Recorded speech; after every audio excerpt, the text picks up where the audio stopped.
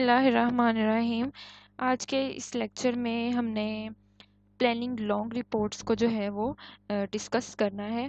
23 हमारा लेक्चर है और फाइनल टर्म्स की हम जो है वो प्रिपरेशन कर रहे हैं। ठीक है, तो पूरा अपने स्लाइड्स के ऊपर कंसंट्रेट करना है और मेरी वॉइस है उस पर कि मैं क्या बोल रही हूँ। ठीक है, इधर उधर कुछ नहीं सोचना फिर ही आपको समझ आएगी। उसके बाद देखें जी, टाइप सबसे पहले आपको पता होना चाहिए कि रिपोर्ट होती क्या है। ठीक है, तो आप देखें रिपोर्ट जो है ना, इसकी दो टाइप्स हैं। एक होती है फॉर्मल रिपोर्ट और एक होती है इनफॉर्मल रिपोर्ट। जो फॉर्मल रिपोर्ट होती है ना, वो हमने फिलहाल डिस्कस करनी है। ठीक है, फॉर्मल रिपोर्ट को आप न्यूज़पेपर रिपोर्ट भी कह सकते हैं। ठीक है, अगर आपको एमसीक्यूज आ जाए कि another name of formal reports, तो वो न्यूज़पेपर रिपोर्ट भी होता है। ठीक है, तो सबसे पहले हम पढ़ते हैं फॉर्मल रिपोर्ट क्या होता है। देखें, इन्वेस्टिगेशन, जैसे कि जितने भी इन्वेस्टिगेशन करने वाले इदारे हैं, लाइक पुलिस हो गया, नैब हो गया, ठीक है, तो वो फॉर्मल रिपोर्ट का यूज़ करते हैं। ठीक है, इन्वेस्टिगेशन करने के लिए। ठीक है, केस स्टडीज़ होगी, जितने हम एक्सपेरिमेंट्स करते हैं वो हो गए, ये सब जो होते हैं ये एक फॉर्मल रिपोर्ट का यूज़ करते हैं। वो एक शॉर्ट फॉर्मल रिपोर्ट लिखते हैं। ठीक है, उसके बाद देखें फॉर्म इसके जो है, उसने कहा कि 5 सेक्शंस होते हैं फॉर्मल रिपोर्ट के। ठीक है, उसको हम कैसे करते हैं, हम स्कूल्स में भी फॉर्मल रिपोर्ट का इस्तेमाल करते हैं। मतलब हम छोटा सा एक लेटर लिखते हैं। ठीक है, कॉलेजेस में भी जब हमने ऑफ लेना होता है, यूनिवर्सिटीज़ में तो नहीं लिखते खैर, लेकिन उन्होंने कहा है कि जब भी आप किसी को कुछ लिखते हैं ना, तो आप रिपोर्ट्स का यूज़ करते हैं, और वो लॉन्ग और शॉर्ट दो कैटेगरीज की होती हैं। तो किसी भी ऑर्गेनाइजेशन को आपने कोई रिपोर्ट लिखनी है या किसी कंपनी को लिखनी है, तो आप रिपोर्ट्स का मेथड यूज़ करते हैं, यानी उनको कोई रिपोर्ट लिखते हैं। ठीक है, उसके बाद उसने कहा है कि रिपोर्ट जो होती है वो होती है फॉर्मल और इनफॉर्मल। ठीक है जी, उसके बाद एक दो और नेम है, ये जो मैंने बड़े करके सेंटर में लिखे हुए हैं। इंफॉर्मेशनल रिपोर्ट भी कहते हैं और एनालिटिकल रिपोर्ट भी कहते हैं। इसने यहाँ पे कहा है कि एक फॉर्मल रिपोर्ट होती है और एक नॉन फॉर्मल या इनफॉर्मल, और एक और नेम है इंफॉर्मेशनल रिपोर्ट और एनालिटिकल। अब देखें इंफॉर्मेशनल रिपोर्ट कौन सी होती है। इंफॉर्मेशनल रिपोर्ट के अंदर जो है आपको इंफॉर्मेशन मिलती है, लाइक देखें कि न्यूज़पेपर है, न्यूज़पेपर जब आप पढ़ते हैं तो आपको इंफॉर्मेशन मिलती है कि आज के दिन में क्या क्या हुआ। ठीक है, उसके बाद अगर आप उसमें कोई वीडियोस देखते हैं, ठीक है, तो जो चीज़ आपको इंफॉर्मेशन दे रही है वो आपकी क्या होती है, इंफॉर्मेशनल रिपोर्ट। ठीक है, तो एनालिटिकल रिपोर्ट को थोड़ी लॉन्ग टर्म एनालिटिकल होती है। ठीक है, जो आपने ऑब्जर्व किया होता है।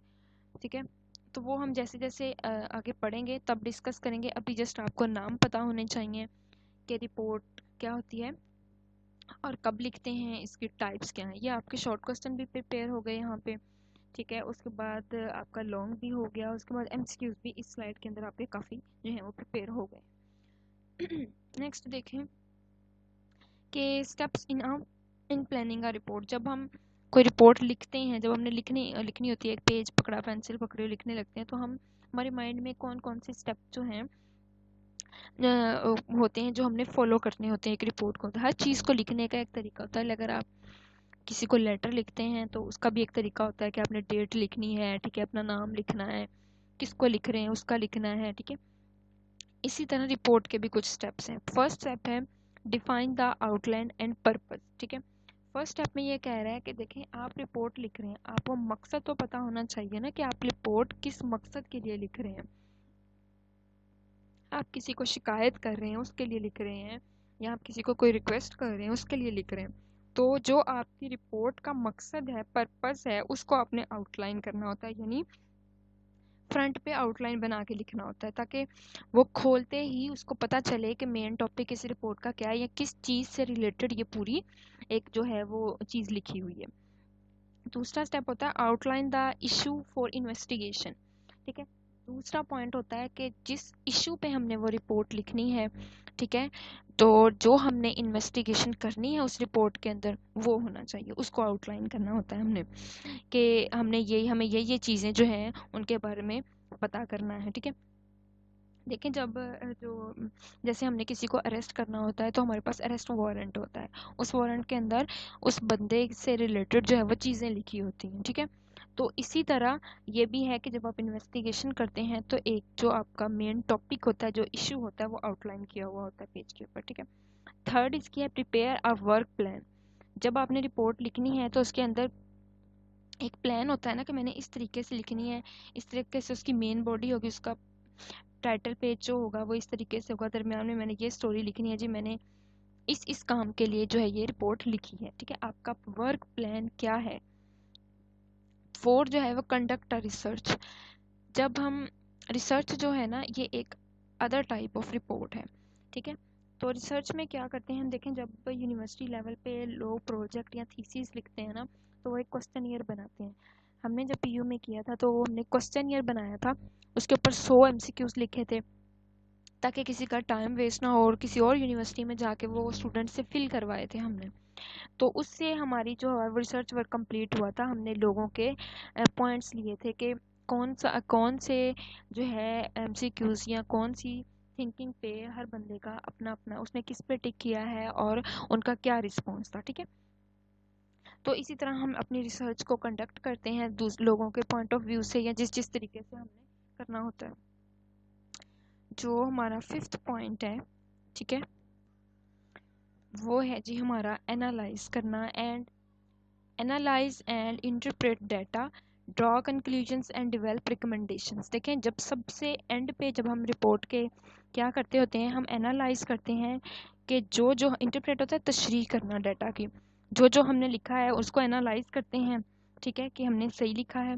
ड्रॉ कंक्लूजन्स, हम नीचे उनको जो है उनकी कंक्लूजन निकालते हैं, यानी कि जैसे हम छोटे होते उसमें लिखते थे ना, आपकी एन नवाजिश होगी, ठीक है, या उनको लिखते थे कि इस मसले, अगर आपने किसी मसले पे रिपोर्ट लिखी है तो आप फिर एंड पे कंक्लूजन देंगे कि ये जी जनाब ये मसला इस तरीके से हल होगा, ठीक है, वो होती है कंक्लूजन।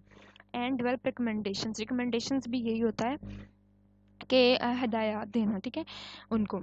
तो अब आपको अगर एमसीक्यूज शॉर्ट में आ जाता है कि एक रिपोर्ट को प्लान करने के कितने स्टेप्स हैं, तो वो 5 हैं, ये आपने याद रखना है। उसके बाद अगर वो आपको एमसीक्यूज आ जाता है, शॉर्ट क्वेश्चन आ जाता है कि जो स्टेप्स हैं उसके प्लानिंग रिपोर्ट के वो लिखें, तो आपने ये 5 स्टेप्स लिखने हैं, ठीक है, लाजमी से।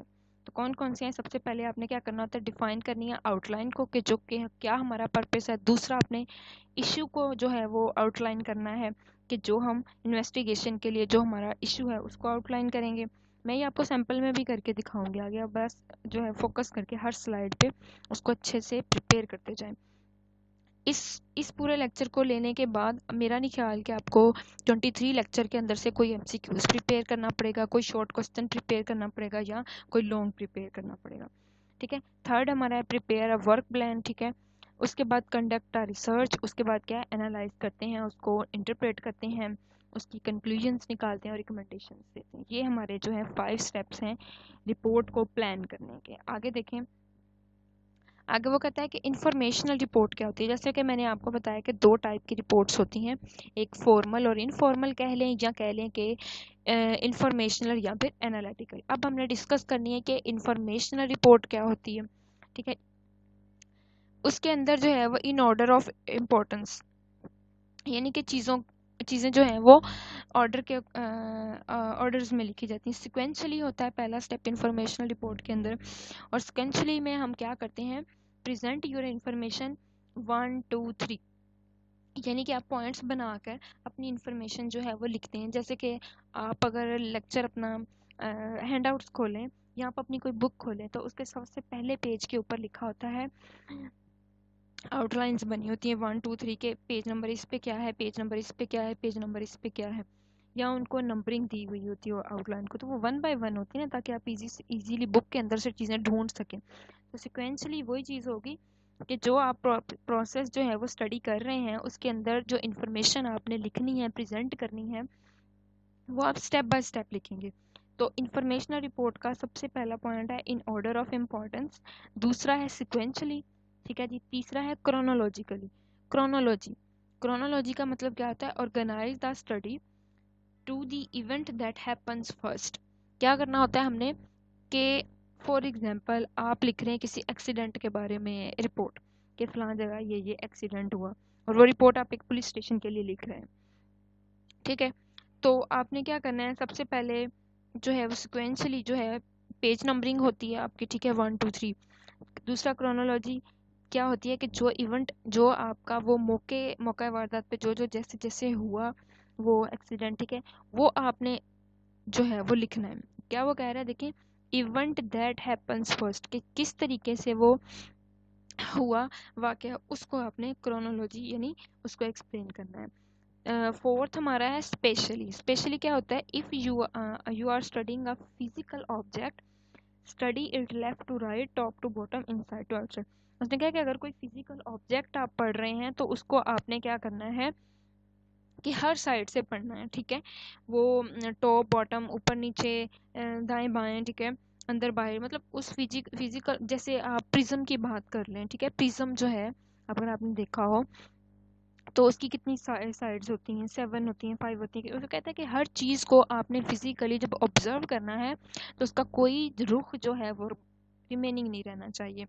आगे होता है जियोग्राफी। जियोग्राफी का मतलब ये है कि जब आप किसी को रिपोर्ट लिख रहे हैं और वो इंसिडेंट हुआ है, लाइक आपको मैंने कहा कि एक्सीडेंट हुआ है, तो आपने किस जगह पे हुआ है, लोकेशन जो है, जियोग्राफी जो है वो लोकेशन को प्रेजेंट करती है कि आपने बताना है कि वो कौन सी लोकेशन थी जहाँ पर ये जो हुआ है वाकया।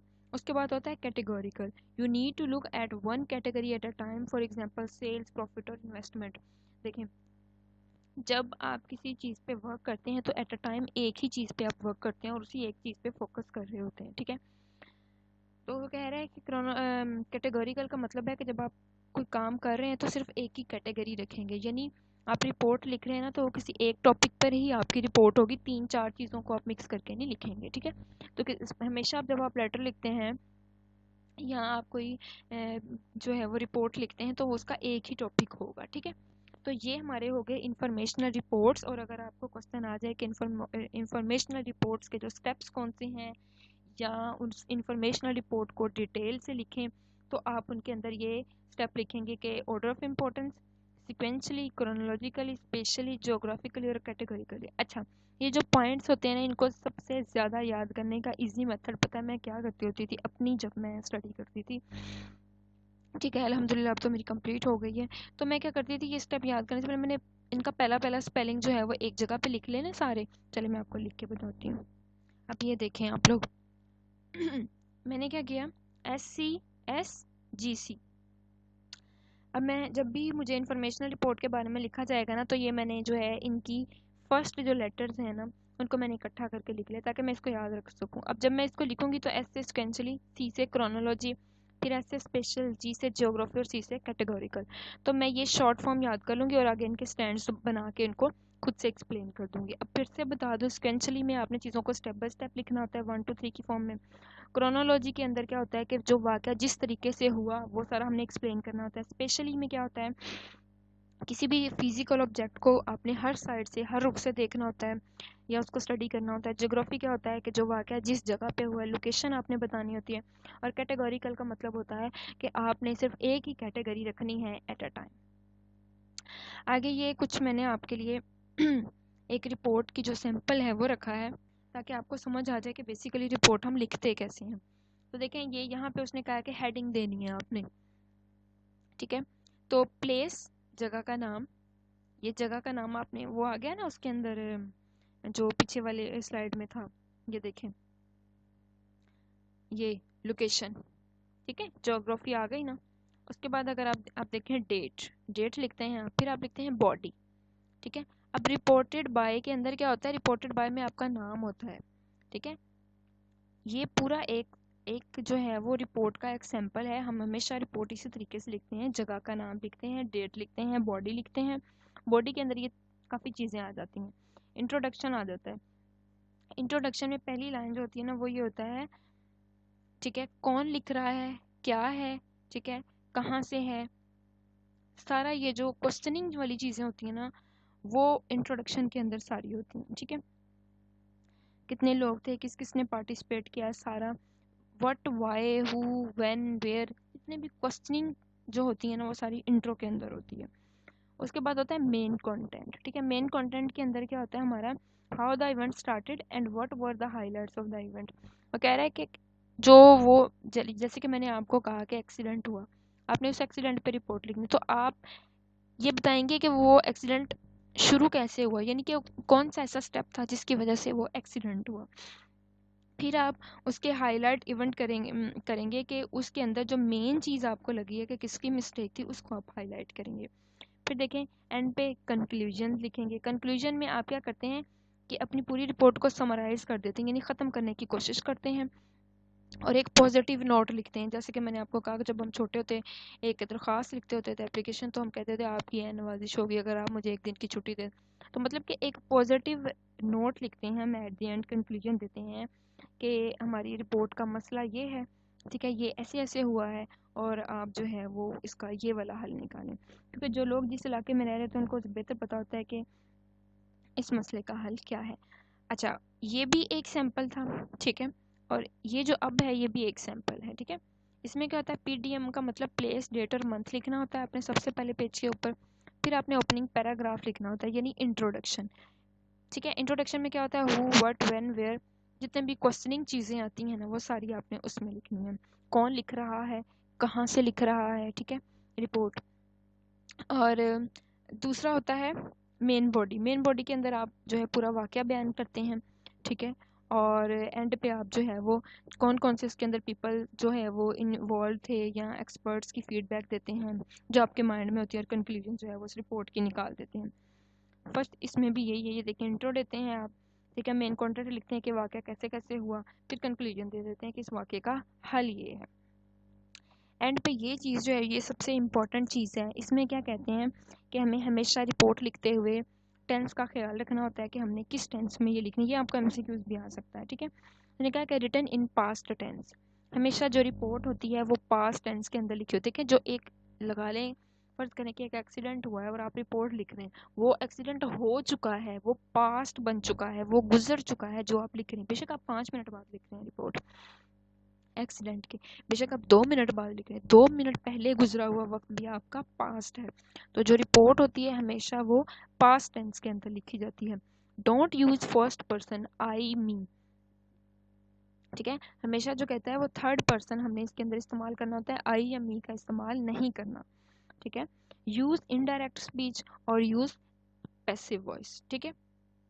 तो आपने ये 4 चीज़ें याद रखनी है जब भी हमने रिपोर्ट लिखनी है। पास्ट टेंस के अंदर होती है, उसके बाद जो है हमने फर्स्ट पर्सन ही यूज़ करना होता, हमेशा थर्ड पर्सन यूज़ करना है। तीसरी चीज़ जो है यूज़ इनडायरेक्ट स्पीच हमने यूज़ करनी है। चौथी पैसिव वॉइस यूज़ करनी है। अब अगर आपको एग्जाम के अंदर रिपोर्ट लिखनी आ जाती है ना, तो ये 4 चीज़ें आपने माइंड में रखनी है। फिलहाल अब मैं आपको रिपोर्ट लिखना भी सिखाऊंगी, वो आप टेंशन नहीं लें। फिलहाल अब ये सिर्फ पॉइंट्स याद रखें कि हमने करना क्या क्या है। अब ये देखें एग्जाम्पल है कि एक फायर एक्सीडेंट हुआ, ठीक है। उसने क्या किया, 15 फरवरी 2021 बाय रोश, ठीक है।